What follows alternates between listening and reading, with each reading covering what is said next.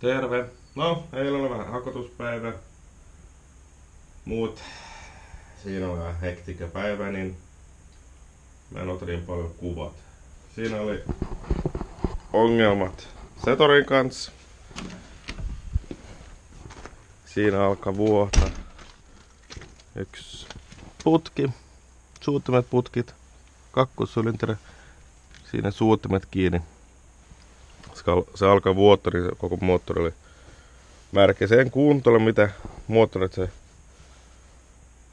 puuttuu mikä voima vai mitä, mutta koko tää sivu oli ihan märkä, niin se oli ihan hektiikka, kun tää on aika lämmin tää kone.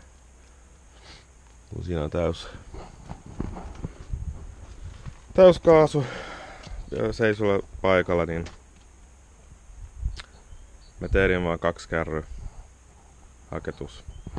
Ja sit kun mä huomannut sen, mä hyppännyt tää ulos. Sit mä huomannut myös, että meidän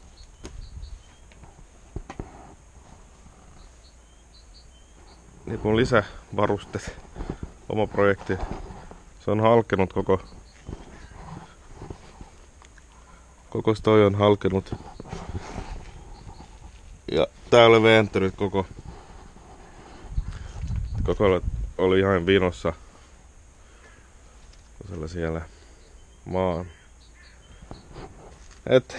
Vähän hitsaustyö ja sit noi putket meillä on uusi.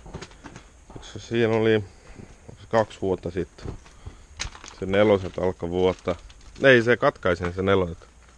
Ihan tää ylhäällä. Sitten kaikki nämä klemmarit oli pois. Siinä ja kaikki muut klemmarit oli ihan pois. Niin mä laittain se uusi putki mettälle ja laitan klemmari päälle. Nyt jos alkaa vuotaa.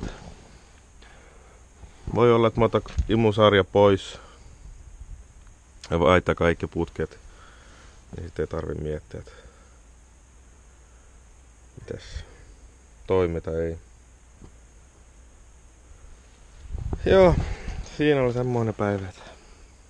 Mut kyllä vähän hakettu teidän, niin pitäis kestää nyt tää kevät.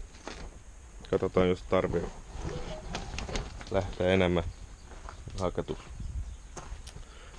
Meidän varasto on aika täynnä nyt. Vähän siivosa eilen, kun kaikki on tie märkännyt, niin se näyttää ihan pahalta, kun mä kotiin molemmat traktorit, mutta nyt no puuras taas. Jos haluaa tehdä jotain, niin kaikki ne hyvää. Ei tuu niin likainen. Joo. Nyt heitä vähän haketusvideo sisään, niin katsotaan ensi kerralla. Kiitos. Moro!